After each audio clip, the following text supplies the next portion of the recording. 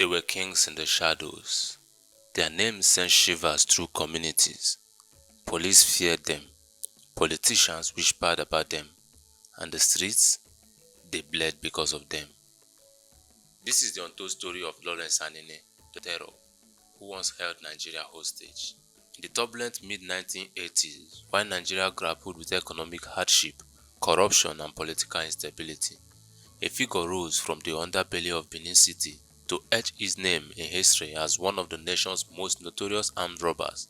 His name was Lawrence Anini, a name that invoked fear across the old Bendel state, now Edo and Delta states, and became a symbol of a failed system where corruption, poverty, and disillusionment with law enforcement created a climate ripe for criminal warlords to thrive.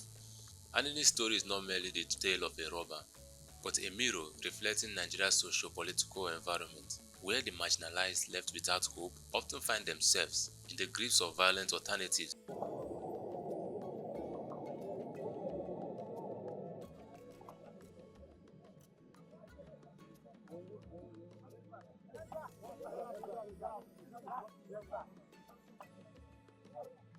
Lawrence Anini was born in 1960 in a modest village near Benin City, Edo State, Nigeria. He was born into a poor family, and his early life was marked by economic deprivation and limited opportunities. Details of his family are scarce, but reports suggest that he grew up in a struggling environment that lacked access to proper education and employment, common challenges for many Nigerian youths of his era. In his teenage years, Anini moved to Benin City in search of better opportunities. Like many others who migrated to urban centers, he hoped for a better life. He took up work as a taxi driver, a common occupation for young men in Benin, which provided him with a modest income and allowed him to become familiar with the city's road networks, a skill that would later prove vital in his criminal escapades. Anini was known for his tall, slim build, a quiet demeanor, and charismatic personality that could rally others to his cause. Those who knew him during this period described him as smart and calculating, qualities that would aid his transformation from a taxi driver to the kingpin of an organized crime syndicate. Anini's descent into crime began with petty theft and pickpocketing. The economic hardship in the 1980s Nigeria, fueled by mismanagement of oil wealth, military rule, and inflation, created an environment where crime became an alternative means of survival for many youths. His work as a taxi driver exposed him to various elements within the society, including petty criminals and corrupt police officers, from whom he learned the weakness of the system.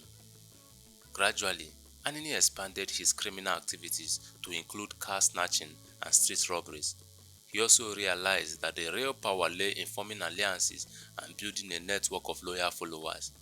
Anini began to organize a gang, recruiting individuals who were skilled in handling weapons, driving, and planning heists. His gang included men like Monday Osumbo and Friday Ofege, who would become instrumental in his operations. They built a reputation for fearlessness, precision, and brutality during operations, which soon set them apart from other criminals in the region. Anini's operations were not haphazard. They were strategically planned and executed with military-like precision. His gang operated like a well-oiled machine with members assigned specific roles during operations.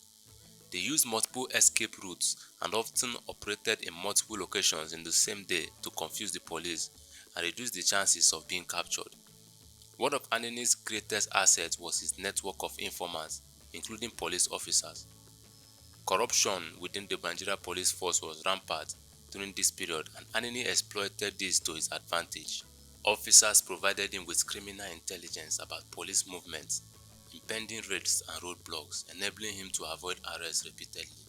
The gang specialized in bank robberies, highway robberies, and car hijacking. They targeted banks and commercial establishments, often timing their attacks to coincide with periods when the institutions have large sums of money on hand. During highway robberies, they blocked roads, held passengers hostage, and robbed them of cash and valuables. Anini's reign of terror reached its peak between 1985 and 1986. His attacks were marked by daring brutality and audacity, which embarrassed law enforcement agencies. He orchestrated multiple bank robberies in Benin City and other parts of Bendel State, where his gang would storm banks during business hours, overpower security personnel, and cut away large sums of money. In many instances, Anini and his men would distribute some of the stolen money to the poor within the communities, which earned him a Robin Hood-like image among certain sections of the population. He was also known for his ability to escape capture even after close encounters with the police. His deep knowledge of the roads, coupled with the cooperation he received from corrupt officers, allowed him to elude law enforcement repeatedly. In one instance, after a robbery, Anini's gang was pursued by the police, but they managed to escape by abandoning their vehicle and blending into the local market, aided by members who sympathized with them. Another notable aspect of Anini's tactics was his psychological warfare against the police. He would sometimes leave notes at crime scenes, taunting the police, boasting about their incompetency, and daring them to arrest him. These tactics increased public fear and further reduced the trust of the populace in the police force. Anini's activities soon became a national embarrassment for the Nigerian government and law enforcement agencies. Newspapers carried headlines about his exploits, and citizens began to question the capacity of the police to protect them.